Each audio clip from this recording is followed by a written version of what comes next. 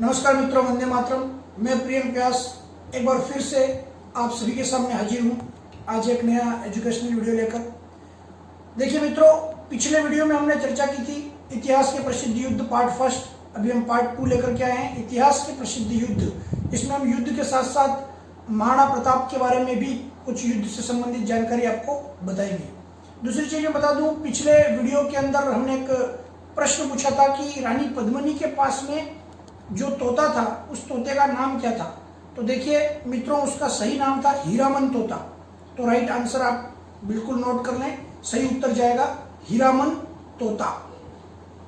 आगे मैं बहुत इंपॉर्टेंट बात कर रहा हूं कि ऐसे जितने भी विद्यार्थी हैं जिन्होंने हमारे इस चैनल को सब्सक्राइब अभी तक नहीं किया है, वे जरूर जरूर जरूर नीचे प्रियम व्यास राधे जो लिखा हुआ आएगा उसके सामने रेड कलर का सब्सक्राइब का जो बटन है उसको दबा लें और घंटी जो आ रही है पास में बेल आइकन उसको प्रेस करें, ऊपर से ऑल वाला बटन दबा लें। एक ही बार आपको ऐसा करना पड़ेगा और फिर हमारे आने वाले जितने भी एजुकेशनल वीडियो हैं वो तुरंत आप तक पहुंच जाएंगे। आपको किसी प्रकार की नोटिफिकेशन या आपको किसी प्रकार के मैसेज का भी वेट नहीं करना होगा। इसका बेनिफिट आपको ये मिलेगा कि तुरंत हमारा वीडियो आप तक पहुंचेगा। और इसके अलावा आप देखेंगे एजुकेशनल वीडियो के साथ साथ हमारे मनोरंजन के, सिंगिंग के और इंटरटेनमेंट के साथ साथ पढ़ाई का भी हम यहाँ पर व्यवस्था कर रहे हैं। तो एक बार आप जरूर सब्सक्राइब कर लें और सब्सक्राइब करके रखें। जिन्होंने अभी तक नहीं किया है वे जरूर करें, जो कर चुके हैं उन्हें पुनः करने की आवश्यकता नहीं है। चलिए चलते हैं हमारे आज के पहले प्रश्न की तरफ। क्वेश्चन नंबर फर्स्ट की तरफ हम जा रहे हैं। खानवा के युद्ध में राणा सांगा के घायल होने पर युद्ध का नेतृत्व किसने किया। तो देखिए स्क्रीन पर आपको ये जो ऑप्शंस दिखाई दे रहे हैं इन ऑप्शंस को आप ध्यान से देखिए। पहला ऑप्शन आपको दिखाई दे रहा है रतन सिंह, दूसरा झाला अज्जा, तीसरा झाला सज्जा और चौथा दिखाई दे रहा है आपको कल्याणमल। तो मैं यहाँ पर आपको बता दूं सही उत्तर क्या है, आप नीचे कमेंट बॉक्स में लिखते जाएं, है ना। वीडियो पॉज करके नीचे कमेंट बॉक्स में लिखते चले जाएं, आपका इससे रिव्यू होगा। आगे हम चलते हैं। सही उत्तर निकल के आएगा इसका ऑप्शन बी, झाला अज्जा काठियावाड़ से जो थे उन्होंने यहाँ पर जगह ली थी किसकी, राणा सांगा की। देखिए पिछले वीडियो में हम यहाँ पर चर्चा कर चुके थे कि 17 मार्च 1527 को आपको बहुत अच्छी तरीके से मालूम है युद्ध हुआ था। उस युद्ध के अंदर पाती पर्वन प्रथा जो है वो प्रारंभ करी थी कि इन्होंने राणा सांगा ने, यानी उनके झंडे के तले जितने भी राजपूत शासक थे वो सभी उनके झंडे के तले आकर के उन्होंने एक छत्र लड़ाई की थी। और इस युद्ध में इंपॉर्टेंट बात बता दूं, यहाँ पर राणा सांगा घायल हो जाते हैं और घायल हो जाने के कारण से उनको वहां से दूसरी जगह पर स्थान पर पहुंचाने के लिए उनकी जगह पर यानी राणा सांगा की जगह पर एक ऐसा व्यक्ति चाहिए था जो कि राणा सांगा वहां लड़ रहे ऐसा दिखा सके और दुश्मनी सेना का वो ध्यान पूरी तरीके से भटका सके। तो इसके लिए सबसे पहले सलूम्बर के रतन सिंह को कहा गया कि आप जगह लीजिए राणा सांगा की, परंतु उन्होंने मना कर दिया राणा सांगा की जगह लेने से। और उसके बाद झाला अज्जा जो काठियावाड़ से थे वो राणा सांगा का मुकुट पहन करके लड़े और वीर गति को प्राप्त हुए। तो यह सही उत्तर जाएगा। चलिए चलते हैं question number second. Colonel James Tod ने किस महाराणा के बारे में यह कहा है कि इनके दरबार में प्रतिदिन 7 राजा, 9 राव, 104 सरदार इनकी सेवा में उपस्थित रहते थे। मेरे प्यारे मित्रों, आपको स्क्रीन पर पूरा क्वेश्चंस दिखाई दे रहा है, ऑप्शंस आपको नजर आ रहे हैं।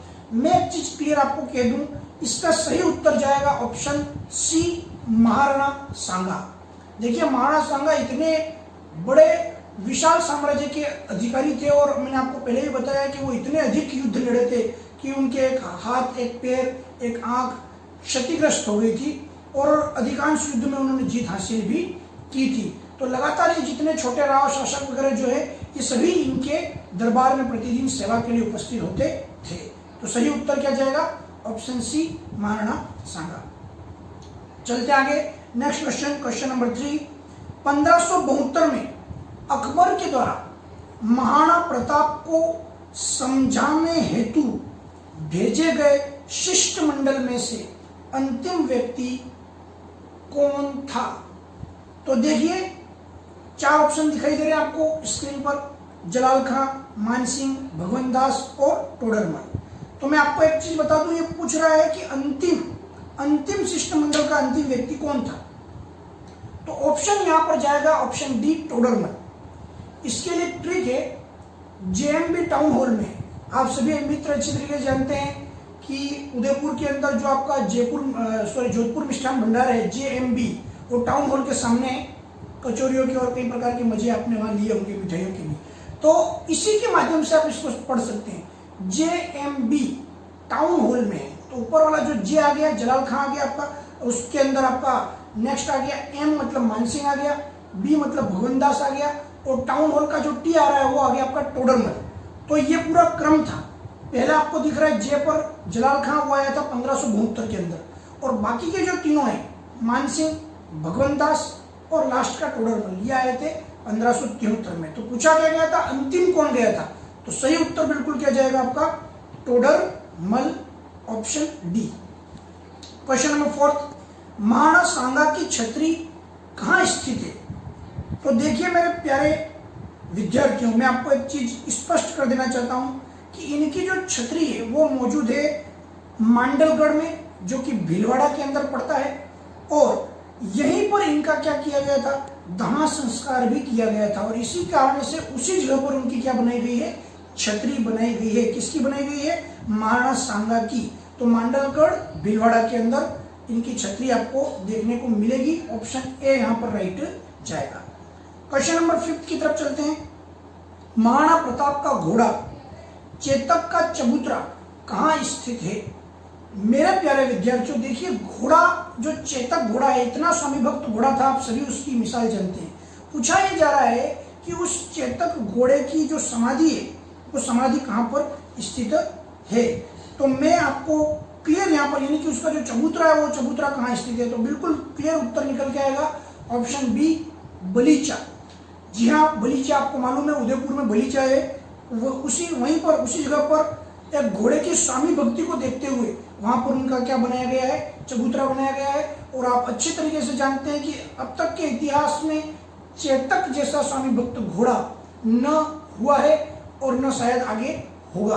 तो इतने स्वामी भक्त घोड़े की हम चर्चा करेंगे, क्योंकि वो चोटिल हो जाता है, उसके बावजूद भी वो महाराणा प्रताप को उस जगह से बाहर निकालता है, और फिर लास्ट में निकालने के बाद वो वहां पर ढेर होता है। तो ऑप्शन बी राइट जाएगा। चले अगले क्वेश्चन की तरफ। और मेरे प्यारे विद्यार्थियों, जो नेक्स्ट क्वेश्चन मैं भी लेके आ रहा हूं, यह आरपीएससी के एग्जाम के अंदर पूछा जा चुका प्रश्न है, और कई लोग इसमें कंफ्यूज हुए थे, क्योंकि महाराणा प्रताप के घोड़े की चर्चा चलती तो हमारे दिमाग में चेतक नाम आता है, लेकिन जब हाथी पूछा जाए तो क्या कंफ्यूजन बनता है। देखिए अगला क्वेश्चन है, महाराणा प्रताप के प्रिय हाथी का नाम क्या था जो हल्दी घाटी के युद्ध में लड़ा था? मेरे प्यारे विद्यार्थियों, हाथी की चर्चा चल रही है।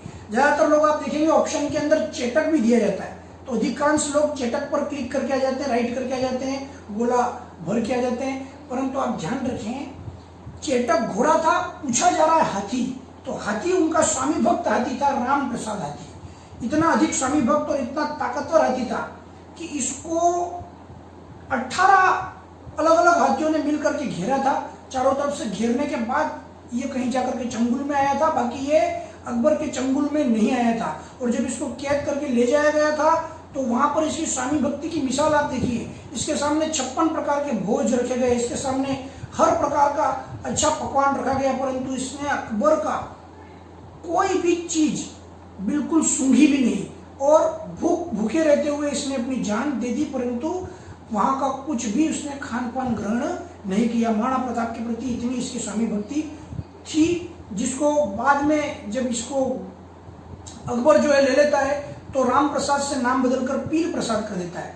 परंतु आपको मैंने स्वामी भक्ति की मिसाल बता दी है राम प्रसाद की। तो घोड़े की बात आए तो चेतक है, हाथी की बात आए तो राम प्रसाद, और इसके अलावा लूणा प्रसाद, ये सब हाथी महाराणा प्रताप से संबंधित थे। और मानसिंह जो हाथी, जिस हाथी पर लड़ाई कर रहा था, उस हाथी का नाम था मर्दाना हाथी। ठीक है, चलते नेक्स्ट क्वेश्चन की तरफ। महाराणा प्रताप का विधिवत राज्याभिषेक कहाँ हुआ था? स्क्रीन पर ऑप्शन देख लीजिए, और आपको कहीं कहीं कंफ्यूजन हो जाएगा कि यहाँ पर पूछा जा रहा है राज्याभिषेक, तो हम तुरंत कह देते हैं गोविंदा, लेकिन देख लीजिए, पढ़ लीजिए, उसके अंदर वो पूछ रहा है विधिवत राज्याभिषेक कहाँ हुआ। प्रथम राज्याभिषेक तो हुआ गोविंदा में, क्योंकि उनके पिता की मृत्यु हो गई और फिर ऐसी स्थिति के अंदर आपको मालूम है उदा को बिठा दिया गया, फिर कई प्रकार के सरदारों ने विद्रोह किया और फिर महाराणा प्रताप को का राज्याभिषेक कर दिया। कहाँ पर आप जानते हैं, गोगुंदा में। परंतु विधिवत राज्याभिषेक जो उनका हुआ वो हुआ कहाँ पर, कुंभलगढ़ में। तो सही उत्तर जाएगा ऑप्शन बी, कुंभलगढ़। और 28 फरवरी 1572 में 32 वर्ष की आयु में इनका सर्वप्रथम जो राज्याभिषेक हुआ वो गोगुंदा में हुआ। परंतु विधिवत राज्याभिषेक पूछे तो विधिवत तरीके से हुआ कहां पर, कुंभलगढ़ में, ऑप्शन बी। क्वेश्चन नंबर 8 की तरफ चलते हैं। कर्नल टोड ने मेवाड़ का मैराथन किस युद्ध को कहा है? बहुत इंपॉर्टेंट प्रश्न जाएगा। देखिए, कर्नल जेम्स टोड ने इतनी अधिक जानकारी मैं कहूँ राजस्थान के बारे में उसने लिखी है कि शायद हम खुद राजस्थान वासियों को भी इतनी जानकारी नहीं होगी, इतना उसने लिखा है इतिहास के बारे में। तो उन्होंने मैराथन का युद्ध किस युद्ध को कहा है? उत्तर निकल के आएगा ऑप्शन सी, दिवेर का युद्ध 1582 के अंदर लड़ा गया, 1582 में। अब आपको ध्यान रखना है दिवेर कहाँ है, राजसमंद में स्थित है दिवेर। और अक्टूबर 1582 के अंदर ये युद्ध हुआ। यहाँ पर मुगल सेनापति था कौन, सुल्तान खां, और इधर से प्रताप की ओर से गए थे उनके सुपुत्र अमर सिंह। अब देखिए यहाँ एक वर्णन मिलता है, वर्णन ये मिलता है कि इस युद्ध के दौरान जब आक्रमण किया अमर सिंह ने तो उन्होंने भाले से इतनी तेज गति से वार किया कि वो इस मुगल सेनापति के सीने को चिरता हुआ, घोड़े को चिरता हुआ और फिर जाकर के सीधा दीवार को चिरता हुआ, या मैं कह दूं इतनी तेज गति से वो चला कि उसके सीने को चिरता हुआ जाकर के जमीन के अंदर धंस गया था। और फिर आपको यहाँ ध्यान रखना है कि वो स्टेचू की तरह वहीं पर मुगल सेनापति गड़ा रह गया था, इतना भयंकर प्रहार किया था।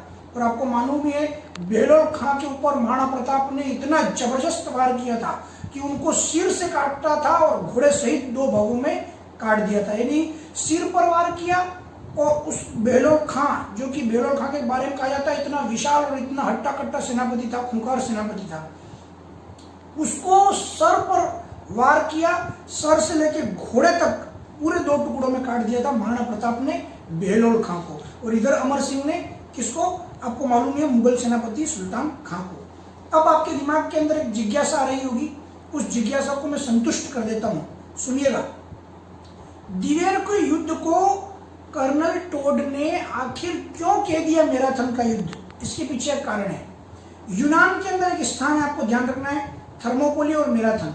तो देखिए थर्मोपोली से मैराथन के बीच में 42 किलोमीटर यानी 42 किलोमीटर की दूरी है। ठीक वैसे ही जैसे हल्दी घाटी और दिवेर के बीच में भी लगभग इतनी ही दूरी देखने को मिलती है। तो थर्मोपोली को तो कहा गया हल्दी घाटी, यानी थर्मोपोली का युद्ध कहा गया हल्दी घाटी के युद्ध को कर्नल जेम्स टोड के द्वारा, और मैराथन के युद्ध को कहा जो है मैराथन का युद्ध कहा गया दिवेर के युद्ध को। दोनों में ही वीरता की यहाँ पर निशानियां हैं। यूनान के अंदर जो युद्ध हुआ है आपका मैराथन वाला, वहां पर भी बहुत ही जबरदस्त प्रकार की वीरता और साहस का परिचय दिया। कम सैनिकों ने मिलकर अधिक सैनिकों के साथ लड़ाई की। ठीक वैसे महाराणा प्रताप ने भी छोटी सी सेना होते हुए भी लंबी चौड़ी सेनाओं को यहाँ पर परास्त किया दिवेर में। बढ़ चले आगे, यहाँ पर ऐसा सुनने को मिलता है 36,000 मुगल सेनापतियों को उन्होंने 36,000 मुगल जो सैनिक थे उनको आत्मसमर्पण करने के लिए भी मजबूर कर दिया था महाराणा प्रताप ने।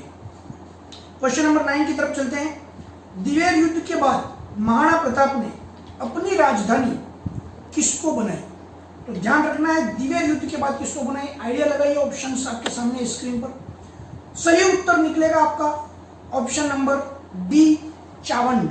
बहुत अच्छी तरीके से जानते हैं 1585 में 1585 में महाराणा प्रताप ने इसको क्या बना ली थी, अपनी राजधानी बना ली थी। और इस युद्ध के बाद प्रताप ने पुनः गोगुंदा वो कुंभलगढ़ पर क्या कर लिया था, अधिकार कर लिया था। तो आपको यहाँ पर एक चीज ध्यान रखनी है, राजधानी वाला जो पूछा जा रहा है किसको बनाई, तो ऑप्शन निकलेगा डी, चावंड। जी हाँ, हमारे नजदीकी पड़ता है और हम बड़े गर्व महसूस करते हैं कि हम उस मेवाड़ की उस धरा पर निवास करते हैं जहां पर महाराणा प्रताप जैसे वीर प्रतापी शासक हुए, जिन्होंने अपने आत्मसमर्पण और स्वाभिमान के लिए लड़ना और मरना पसंद किया, जंगल में रहना पसंद किया, परंतु झुकना पसंद नहीं किया। तो सभी मेवाड़वासी इस बात को ध्यान में रखें। आगे नंबर 10वां क्वेश्चन है, हल्दीघाटी युद्ध के बाद अकबर ने मेवाड़ अभियान पर अंतिम बार किस सेनापति को भेजा था? देखिए फिर से प्रश्न आ गया, अंतिम बार किस सेनापति को भेजा था? तो यहाँ पर एक ट्रिक काम में आएगी। बड़े साहब आज जाएंगे। क्या ट्रिक काम में आएगी? आप कॉपी और पेन पास रखें, नोट करते जाएं, काम आएगा। बड़े साहब आज जाएंगे, तो बी मतलब बड़े मतलब भगवान दास, साहब से याद आएगा शहबाज खां, आज से याद आएगा आपको अब्दुल रहीम खान खाना, जिसको अमर सिंह ने पकड़ लिया था, बाद में महाराणा प्रताप ने छुड़वाया था कि भाई छोड़ दो, हम ऐसे नहीं पकड़ते, बाकी अमर सिंह ने कैद कर लिया था अब्दुल रहीम खान खाना और पूरे परिवार को। और जाएंगे, आज का तो हो गया अब्दुल रहीम खान खाना, जाएंगे मतलब जगन्नाथ कछवाहा। तो इन्होंने पूछा अंतिम बार किसको भेजा है, तो यहां निकल करके आएगा आपका ऑप्शन डी, जगन्नाथ कछवाहा। तो इस ट्रिक को ध्यान रखिए, बड़े साहब आज जाएंगे।